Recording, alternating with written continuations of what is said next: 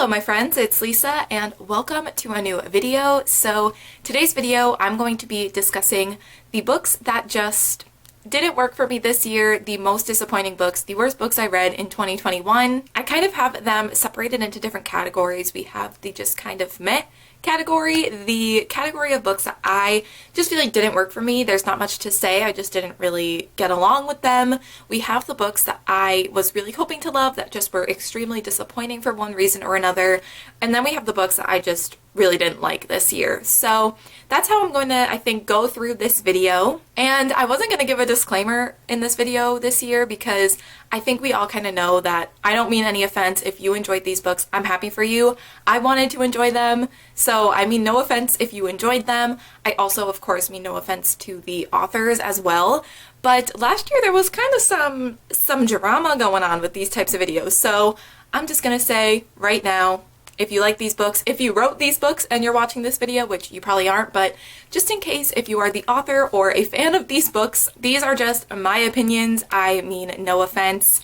And I think hopefully we can understand that as a booktuber, these are just my reviews, my thoughts, my feelings. That's what I'm here to do. Anyways, let's just get into the video.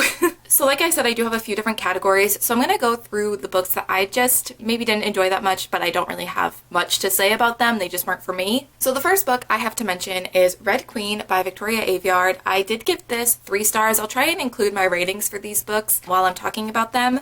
I just didn't really find this book to be that interesting. I think if I had read this ago, I would have liked it more. So this book we're following Mare, who has red blood, which means that she's kind of seen as below, like people with red blood are seen as inferior to people who have silver? What is it? Silver blood. That's what it is. And people with silver blood have these special abilities, but it turns out that Mare has these abilities as well. She has these kind of supernatural powers, but she has red blood. So this book is her just kind of trying to figure out why that is. I believe she's staying in the kind of castle with the royalty in this world, and they're just kind of keeping a watch on her because clearly it's this interesting thing of she has red blood, but she has these powers that she shouldn't really have. And of course it's a YA dystopian, so of course there's a bit of romance as well. I just didn't think that this was for me. I think if I had read this back in like 2015 when it was released, I would have enjoyed it more. It just felt very much like it followed the typical YA dystopian structure without adding anything super unique or different. So it wasn't bad because it followed that structure well, I suppose. It just didn't add anything different or unique to make it stand out compared to other YA dystopians that I've read. So yeah, this was just not for me, not a favorite. Like I said, I gave it 3 stars, so it's not like it was terrible. It just wasn't my favorite that I read this year. The next book that I think just didn't work for me was The Selection by Kiera Cass. This is another YA dystopian. I don't know why I went back and read so many like classic YA dystopians this year, but this was just another one of it just not working for me. I think, again, if I had read this when it was first released, I probably would have enjoyed it a lot more. This is a book following, I don't even remember the girl's name, so that's good. Oh, her name's America. How could I forget? We're following a girl named America who is a part of the lower class, kind of this dystopian world. It's set up as like royalty, and like the highest people in this world are ones, and then the higher the number goes, the lower in society you are. So I believe she's like a 5 or 6. I think she's a 5. So her and a bunch of other girls sign up to be a part of basically like The Bachelor, but with the prince. There's a young prince looking for a bride, so they all sign up to be a part of this competition, The Selection, and our main character does get in, and she has to compete with these other girls to be chosen to be the wife of Prince Maxon. And of course she doesn't want to because she does have someone that she's seeing back home, so that is a part of the plot as well. But she also meets the prince, and he's very nice, and he seems to take a liking to her. So this book is just following her journey as a part of this competition, and that's really it. You would think it would be a little bit more interesting having this competition, but I found it to be pretty boring. Not a whole lot happened in this competition, and I also found that this being in a dystopian world was a bit of a reach. I honestly wouldn't have known if it was a dystopian if we weren't just like given the occasional reminder that it was a dystopian. It would just be going along in this competition, and then all of a sudden like, oh, there's people trying to rebel. There's people rebelling. I don't know why they're rebelling, but there's those people. So they would have to like hide and go under kind of a lockdown situation because there were rebels like outside of the castle, or there would just like be these random like facts like, okay, it's a dystopian, so the history books aren't, you can't read them, or the history's like been erased. It was just like random things kind of thrown in to be like, remember, this is a dystopian. But like I said, I just don't think this was for me. I think I read this a little bit too late in life. If I read this when I was a teenager, I probably would have loved it. I was ready to just kind of have a laugh and have a good time and not expect like the best book I've ever read. I didn't think it was going to make it to the best books of 2021 list, but I was going in for a fun time. It unfortunately just wasn't even that fun and that entertaining for me. It just wasn't for me. Again, think I just read it a bit too late in life. I don't know if I said what I rated this. I gave this a 2-star, so I did give this a lower rating than Red Queen, where Red Queen was just following a formula and didn't do anything interesting. This had things I actively was just like, okay, this is fine, like this is weird, I don't know. So it just wasn't for me.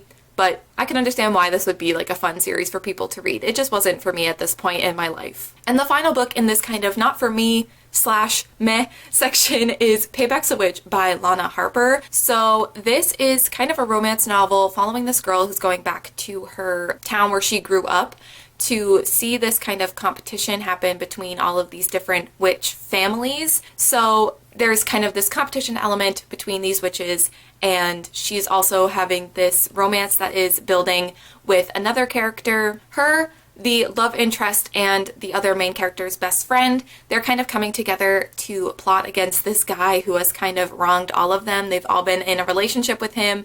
He was cheating on some of them. He just isn't the best guy, so they're kind of teaming up to plot against him during this competition so that one of them will win and that he will lose. So that's kind of the premise. It just wasn't for me. The competition element was interesting. I just don't think it was that fleshed out, which I wasn't expecting it to be because it was primarily a romance, but it was just kind of like, okay, sure. But even if that wasn't that fleshed out and the romance was really great, I wouldn't have minded, but I just didn't really get involved in the romance either, or invested more so. I just found the characters to be not great.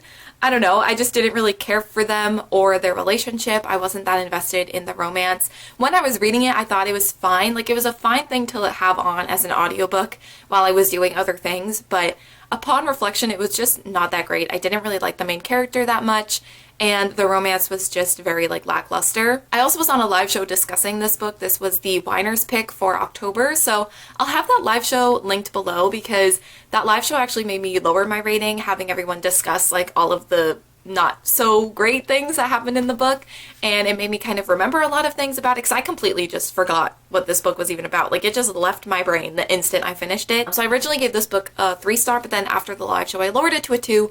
It just wasn't for me. The premise sounds really great. It just didn't live up to that expectation. The romance was very meh, and the competition was also just not that exciting. You would think with the promise of like this revenge plot, it would be a little bit more interesting. It just wasn't, and the romance was very like meh. So yeah, wasn't a favorite, but again, I'll have that live show linked below if you want to hear more of our thoughts. So that's kind of it for the meh, not for me category. We're now going to be moving on to the more disappointing reads. So these books, even if I didn't give them terrible ratings, they were books that I had such high expectations for. I thought I was going to love them, thought they were going to be on my favorite books of the year list. Unfortunately, they were not, and I think that that made more of an impact on me because I had such high expectations that when they weren't what I wanted, they were really disappointing. So let's just get into it. The first one I want to mention is I'll Be the One by Lila Lee. This is a book following a girl named Sky who is trying out for this K-pop competition show, like reality show, but she kind of faces a lot of like pushback and resistance from people within the show, like the judges, as well as like people in her family for doing this because there are a lot of like issues within the beauty standards within Korean industry, just in like the entertainment industry in general, but specifically in the Korean entertainment industry.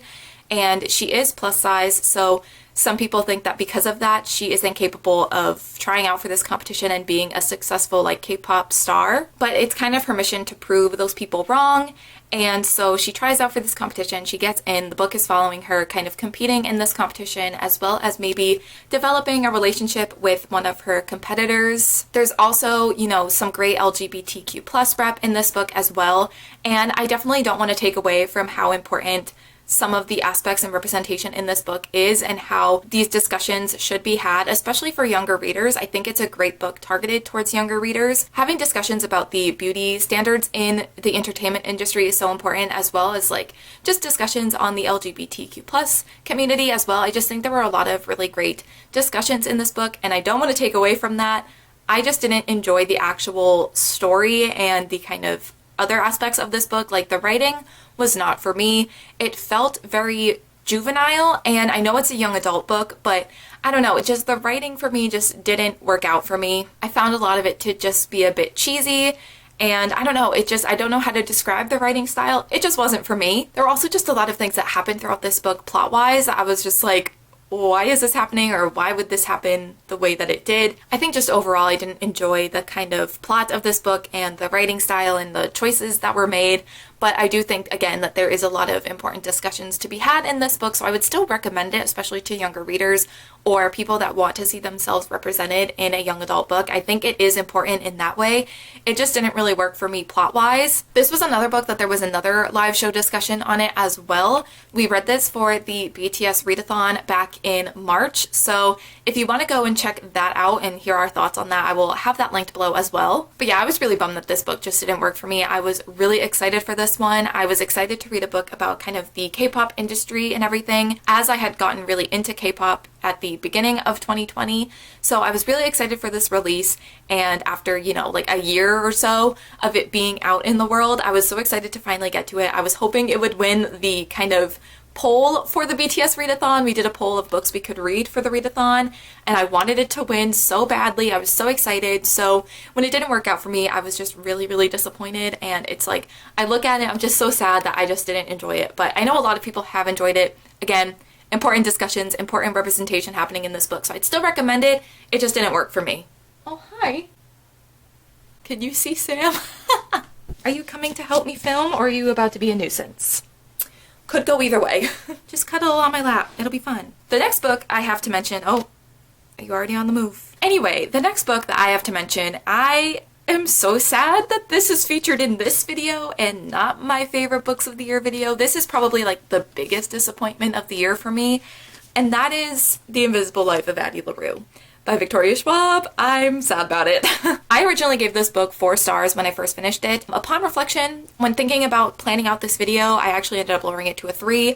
I look at this book and I just feel sadness, so it doesn't feel like I should be giving it a 4 star. This is also a very popular book, so I feel like I don't really need to give that much of a summary because you probably know what it's about, but we are following Addie LaRue, who has always been told not to pray to the gods at night, or who answer at night, or whatever the quote is, but she is in a very difficult situation and is just willing to pray to anyone who will answer, so she prays at night, and lo and behold, basically the devil answers her, a character named Luke, and he grants her wish of being able to get her out of the situation that she's in, but it comes with this curse where no one will be able to remember who she is. So she could be talking to someone, and if they leave and come back, they won't remember that they were talking to her, they won't know who she is.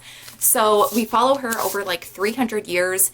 We get flashbacks to her meeting up with this Luke character over the years, as well as present day New York City, where she meets this boy who actually does remember who she is. So I think the reason this was so disappointing for me is because I was so excited for this book. Leading up to the release, I was so excited for it, and then I kind of put off reading it for quite a while. This came out, I think, November of 2020, and I only read it, I think, in May or June or something of 2021. So it took me a little while to get to it, and I think there was a lot of hype that I had built up for this book, as well as hype that other people had given it, and I'd seen so many like 5-star reviews of people like sobbing over this book, and I was like, oh, can't wait for that to be me. Unfortunately, it was not. I think there were just a lot of moments in this book that I thought were interesting. We just didn't delve deep enough into them. They were kind of just thrown in as a flashback, or just like this brief moment in passing, and then we'd focus on some other things that I just didn't find as interesting. And also just like Addie as a character, I found to be really boring. I don't know if that's a little mean, but I just thought someone who has lived for 300 years has seen so many moments in history. and this is what she's like, and this is what we see, and this is what she chooses to do. It just, I don't know, I just expected more from her character. I also found Luke, I don't even know if that's how you say his name, but I found him to also not be that interesting, and I thought he would be, considering he's the god that cursed her. It just felt very like stereotypical, like, I am the villain, I wear all black, and it was just like, okay. I don't know, I feel like there were certain moments of their relationship that were really interesting, and I feel like we should have gotten a little bit more of that. And I also just found, like, arguably who should have been the most boring character, Henry, who is the guy in present day New York who actually remembers her. He probably should be the most boring character out of all of them, and I found him to be the most interesting. So if that says anything. I think with Henry there were just certain aspects, not all aspects, but certain aspects of his personality and things that he was feeling that I could relate to. So I do have, I don't know if you can see, I do have quite a few tabs in this book, and a lot of those were moments with him that I just found that I could relate to. Obviously not everything, but there were certain things that just really stood out. And I will say that the writing in this book was beautiful, but beautiful writing can't make up for all of the other things that I just didn't enjoy. This is a very character-driven story, which I have no problems with. I don't mind that it's slow. I don't mind that this was the way she told her story. Like, I think there were definitely choices made on purpose. I just think that a story that is so character-driven is hard for me to enjoy when I don't care about the characters. Addie LaRue's only defining, like, characteristic was the fact that she had 7 freckles across her face that looked like a constellation. She would just repeat that over and over and over again instead of giving her any personality or any character growth.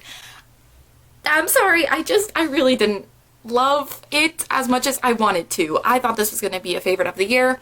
Thought it was going to be 5 stars. Thought I was going to sob. I don't even think I cried. I got like a little misty-eyed at the end, but by the end of the book I was just like, okay, that was that. I did not feel the way I thought I was going to feel about this book. I think there were a lot of things missing, a lot of lost potential with this book. The ending as well, I feel like there were parts of the ending that I was just like, I feel like the ending, like the last like 2 paragraphs of this book were the most interesting aspect of this book, and that's where it ended. I just feel like the ending should have been expanded upon, or maybe that should have been what the book was about. I don't know. I just feel like this just wasn't what I wanted it to be, what I expected it to be, and I was so disappointed that I didn't love this. I definitely think it's one of those books that I could maybe benefit from a reread from, knowing what to expect. I might enjoy it more, but yeah, unfortunately, didn't love this one. Thought I was going to, but it was a 3-star at the end of the day, so very sad about that. So those were kind of my disappointing reads of the year. Even though both of them, I think, were both 3 stars at the end of the day, they both were disappointing to me because I just expected to love them and thought they were going to be 5 stars. Now we're going to get into the books that I just really didn't enjoy. Probably my worst books of the year. Let's get into it. And we are going to be like counting down. So the one at the end is probably my least favorite book of the entire year, and I'm very sad about it, but we'll get to that. So the first one I want to mention is One Day in December by Josie Silver. This is a holiday romance. It's set over the span of like 10 years, and we're following this woman, Lori, who sees this guy at the bus stop. He's waiting for a different bus, and she's on the bus. They lock eyes, and they kind of have this like love at first sight moment, and by the time he gets up to try and get on the bus to talk to her, it's too late and the bus drives away. So she spends like the next year looking for him. She enlists the help of her best friend to try and find them. Then at their Christmas party the next year, her best friend introduces her to her boyfriend, and it's the boy from the bus. So that's gonna cause some drama, of course. And I just didn't like this book. This book does involve cheating. Now, again, I've said this before and I will say it again. If you like this book, if you like books that involve cheating, I'm not trying to accuse you of saying you condone cheating. Cheating is just something that I cannot stand to read in books. I know it's a thing that happens, and I know there's so many things that I read about in books, in fiction books, that I'm like, okay, this isn't realistic, or this isn't something that I'd want in my life, but I can read about it and just like have a good time. But cheating, I can't get by it even in fiction. I just can't stand it. I can't stand it. Throughout this 10-year timeline in this book, both Lori and Jack have multiple moments where they kind of get together, and it's just like, you are terrible people, partners, and friends of the people in your lives. It was so frustrating to read. The only reason I was rooting for their relationship and for the romance is because they were both such terrible people that they should just be together and be terrible together instead of spreading their terribleness to other people. It was such a frustrating read for me. And I also feel like the consequences that these characters faced weren't that big of a consequences. Like, there were certain moments where I was like, oh dang, like that's not great. But by the end of the book, everything was fine. Every consequence of their actions was basically erased. Everything worked out, and it was just like, okay, did they learn anything? I didn't see any growth from these characters throughout the whole book. I just didn't enjoy it. And with romance, I feel like I just go into them for a good time, and I just really could not have a good time with this book because the characters were so awful. Jack, the guy, the main male lead, literally the worst man I've ever read about in fiction. The worst guy I've read about in fiction that's supposed to be like seen as a good guy, because he's not. He's terrible. He's the worst. I just can't stand him. Laurie isn't much better, but he drove me nuts the entire book. And like I was saying earlier, I do love characters. I'm definitely more of a character-driven reader than a plot-driven reader for the most part. So it's really hard to read a book when I cannot stand a single character in the entire novel. They were all just terrible people. So yeah, definitely wouldn't recommend on my part, but I know a lot of people do love this book. So you might want to check it out if you want a fun holiday read. It just wasn't that fun for me.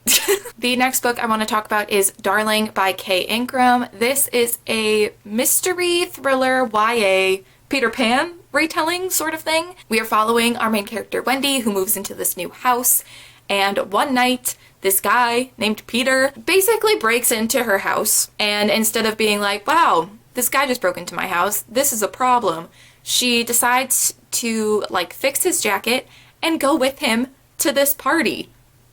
Sure, sounds reasonable. So Wendy goes out on this night with Peter Pan, Tinkerbell, the Lost Boys, while trying to escape Captain Hook. It's very on the nose, the references, but it's set like in our world. Like, it's not fantastical at all. I know that was part of the problem some people had with this book, is I think it was marketed as a fantasy. I knew nothing about this book going into it, so I didn't know that was how it was marketed. I just went in for what it was, and I still didn't really enjoy it. I was just very like confused by this book. I feel like the pacing and the plot and some of the choices Kay Ingram made about characters and all of these different things were just really weird and random, and I wasn't really sure what was going on. Like, the pacing and the plot was just very strange to me. This is gonna sound really mean, and I'm not trying to attack Kay Ingram at all, because the writing itself was fine. It just felt like they went through the first draft of like plotting and like writing this book, and then that was it. They never thought like, maybe we could improve upon this plot point, or maybe change this pacing or do something like this. It was like the first draft, they just improved the actual writing, but not the plot or anything. I don't know if that makes any sense. It just felt very like confusing and just like oddly paced and plotted. It just was a very strange book to read. There also were a few reveals throughout this book. I did find that I was surprised by one of them, or I just didn't expect it to be that way, but there were a few twists that I was like, I predicted this at the very beginning of the book, so there wasn't much incentive to kind of finish the book, because I feel like I kind of knew exactly where it was going and what was going to be happening. The only reason I did finish it was because it was for the Whiners Book Club once again, so I wanted to finish it so I could discuss it with them. I don't know, this was just a very strange book. I'm not sure if I'm explaining myself well at all in this video, this entire video, but specifically right now. It was just such an oddly paced book, and the plot was just kind of all over the place. Like I said, it felt like the first idea of the entire plot was what Kay Ingram went with, and nothing was changed. And I also just feel like the cover, this is not really related to the book itself, but the cover really doesn't match the book either. So to me, this just gives the overall vibes of like, there wasn't much thought put into this book, and I don't want to say that because I don't know how much effort and thought went into this book on Kay Ingram's part. I know that sounds terrible, but it just felt like there wasn't that much energy or thought put into this book, and I feel terrible for this author because I know that they have some other great books I definitely want to read, but I just felt like it was just a whole mess. None of it really made sense. It was all over the place. The plot was weird. Pacing was weird. I also feel like there were certain lines that were really strange. Like, there was an Ace character in this book, and there was a line about like Wendy shouldn't be concerned about being left alone with him because he's Ace, so he wouldn't like do anything to her. Very strange, very strange. Yeah, this whole book was just kind of a mess, in my opinion, and I feel so terrible, but I would like to read some of other books by Kay Ingram. Did that make sense? I want to read other books by Kay Ingram. There we go. I've heard The Wicker King and The Weight of the Stars, I believe that's what that's called. I've heard great things about them, so I definitely want to still check out those books, read more from this author. I just think that this book was just not it for me and was just overall a bit of a mess. So the second to last book I have to mention is The Devil in the Dark Water by Stuart Turton? For some reason, this last name really bamboozles me. I'll have to look up how to say it. So in this book, we're following this man. I don't remember how to say his name. I listened to the audiobook and I don't remember. Errant, I think. But he is kind of the bodyguard to this detective named Samuel Pipps. And Samuel Pipps is being accused of committing this crime that he may or may not have committed, so he's being transported to Amsterdam across this voyage on the ship. And there's kind of this like bad omen at the beginning of this voyage before the ship even takes off, and all this weird stuff starts happening on the ship as well. So while Samuel Pipps is kind of locked up for the crime he may or may not have committed, he has his bodyguard, Errant, I think that's how you say it, kind of try to solve what's going on the ship and figure out what's going on. And he kind of teams up with the wife of the kind of like captain of the ship, I think. My memory is a little hazy. I read this a few months ago. So a big problem that I had with this book, and it's not like I sat here and studied the Goodreads description before I started reading this book. I just didn't know much about this book before I read it. I was reading it for the Buzzwordathon. It was kind of the only book that I had available to me at the time that could work for that month. So that's what I read. Read the Goodreads description, went, okay, sounds interesting. Started reading the book. Every surprising thing that kind of happened, any exciting part of the book that happened, is in the Goodreads description. The first 80% of this book is in the Goodreads description. The only thing that you obviously aren't seeing in the Goodreads description is kind of all of the relationships and ties that a lot of these characters have with one another. But a lot of the more big, like, surprising, bigger plot points are in the description. So while I was reading, I was like, I knew all this was going to happen. This is not that interesting to be reading. And I wasn't interested enough in all of the characters to care about all of the connections that they have with one another in between those exciting moments. So it was just a very boring read, but it's like a 17-hour long audiobook. So it was a long time to invest in a book where 80% of it I knew what was going to be happening. And the last 20%, where a lot of the plot twists and reveals happen, like, it was interesting, I suppose. A lot of the reveals and things made sense, but it wasn't anything that I was, like, super shocked by either. So it just felt very, like, underwhelming, especially by that point, because I was just, like, ready to be done with this book, that it was just, like, the reveals. I was like, that's it. That's the reveal. Okay, glad I'm done now. I don't know, I just thought for a book that's like a thriller mystery, there may be some supernatural elements involved, like a demon, or maybe not. I don't know, like you would think with this mystery going on the ship, it would have been more interesting. It just wasn't. It was very boring, especially when you, I don't know, just read the Goodreads description once and know everything that's gonna happen.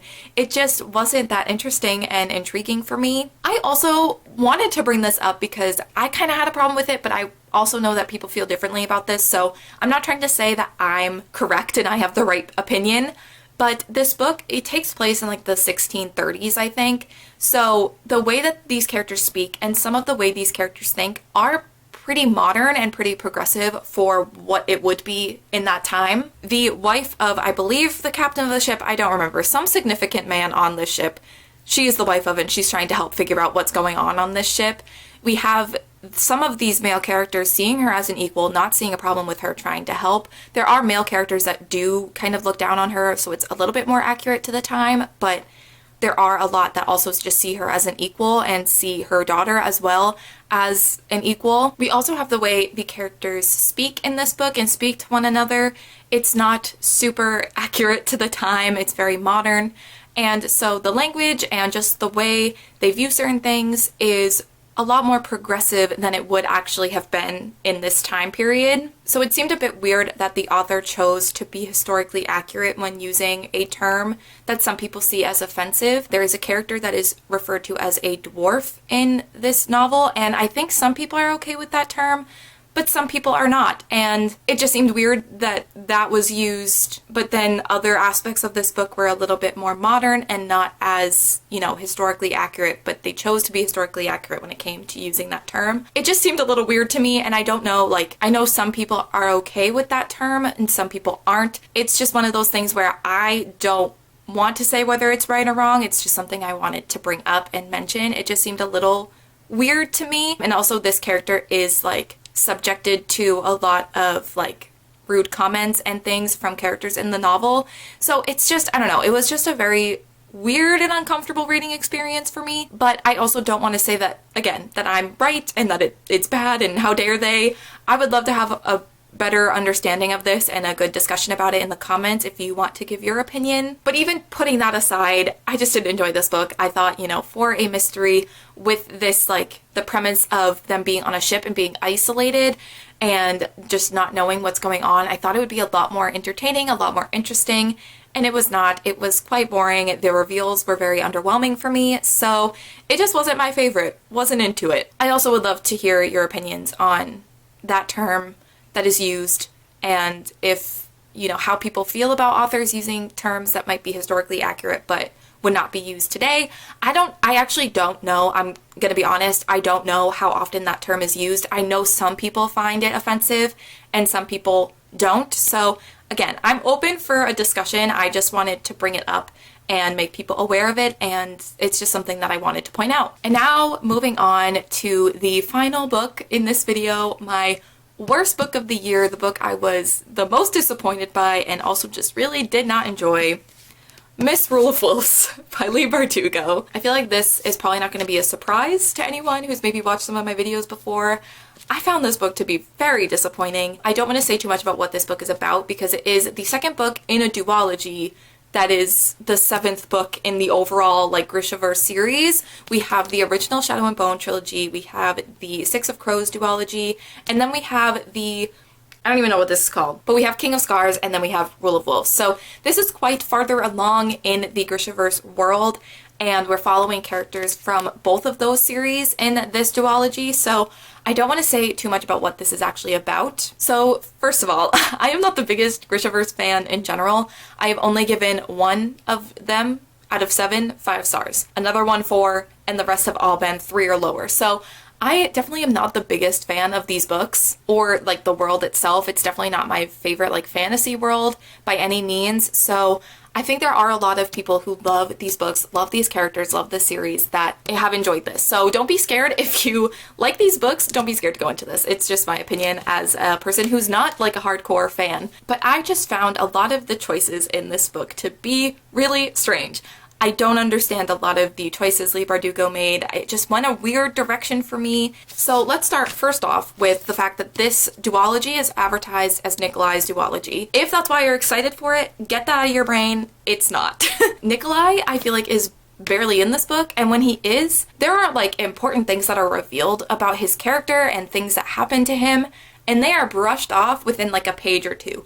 And it is so bizarre to me. I'm like, this is advertised as his duology, and when really important things happen to him, it gets like, we move on from it within a page. It's very, very strange. And I know I'm a little biased because I love Nikolai so much, so I know I'm a bit biased on wanting to see a little bit more of Nikolai, but it also just felt weird that these big things happened to his character and happened to him, and they were just glossed over within a page. We also have a certain perspective in this book, and I'm not going to say what character, I'm not going to say anything because I don't want to spoil anything for anyone, but the fact that we even have this character in this book at all, I don't like it. I didn't like it. Didn't want it. No thank you. On top of that, it's a character that we have seen before, I will say that, and I feel like Leigh Bardugo kind of changed how she wrote this character. I feel like I became very confused as to how I was supposed to feel about this character. I feel like it was very obvious how I was originally supposed to feel, but now it felt like she was a little wishy-washy on this character and how she felt about this character, how we were supposed to feel, and I didn't like it because I knew how I felt about this character, and it felt weird that it felt like she was trying to change how this character was portrayed. And something else that I completely forgot about until more recently discussing it with Steph from Stephanie Bookish and Christine from the Roomies Digest, I feel like there was potential to have a really great discussion on a character who would be a part of the LGBTQ+ community, and instead of going that route. It was like she almost went that way and then kind of backtracked, and it was just very strange. I feel like there could have been a really good discussion surrounding that,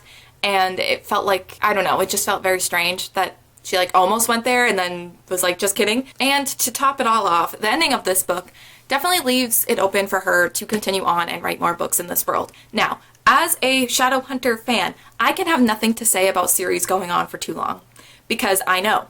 I am also team, like, if an author creates this world that they want to continue writing in, good for them. They should do it. They should write however many books that they want to. I mean, it does get to a point where it's like, you might be starting to run out of ideas or ruin characters, but I also think, like, if an author wants to continue adding to their world that they created, there's no problem with that. I don't have a problem with that. But I do have a problem because the end of this book definitely ends off with there being potential for more books set in this world, and considering the direction that this book went in, I personally don't want it. I'm sure there's a lot of people that would be excited to get it, especially because I feel like with the way this ended, it was hinting more towards like a third Six of Crows book potentially. But personally, that's not something that I think, if it does happen, I would be reading. I mean, who knows? By the time it comes out, if it does happen, I might change my mind and read it. But I feel like at this point, I'm kind of tapping out of the Grishaverse. I'm kind of done. I just feel like there were a lot of choices and paths Leigh Bardugo took in this book that I just did not understand. I just feel like a lot of the choices she made with characters and perspectives that we got too, like there was one perspective that I was like, why are we in this character's perspective? Not quite sure. There were just so many weird choices made in this book. I think I have a vlog where I talked more about my thoughts on this book, like freshly after finishing it, so I'll have that linked below if you want to hear more concise thoughts after freshly finishing the book, where I kind of remember more so of what happened. Yeah, I just overall didn't like a lot of the choices that were made in this book. I just think a lot of the things regarding the plot and the characters and where this world is now going, none of it made sense to me. I just personally didn't like a lot of the choices that were made.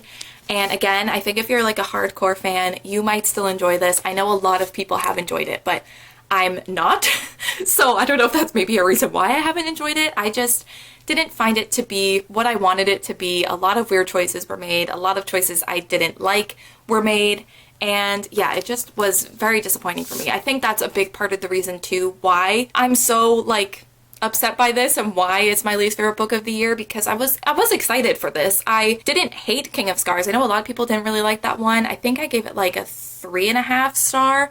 I didn't think it was terrible. So I was like kind of looking forward to this book. I was excited to pick it up, but I think that's why like it disappointed me, and I really just did not like what happened in this book at all. So it was just a mixture of emotions. So yeah, this was definitely my least favorite book of the year. I found it to be very frustrating and very strange, and I just didn't like anything really that happened in this book. There's maybe one thing that I could say I liked. And that's about it.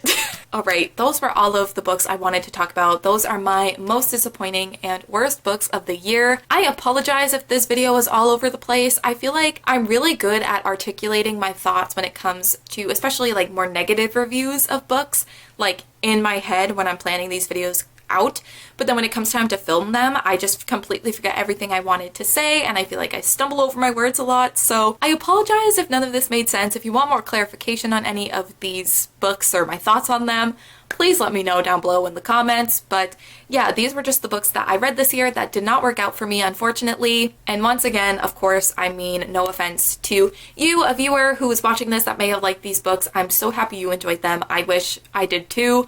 And also any of the authors I mentioned, I have no tea, no shade. I just didn't like these books. They just didn't work for me.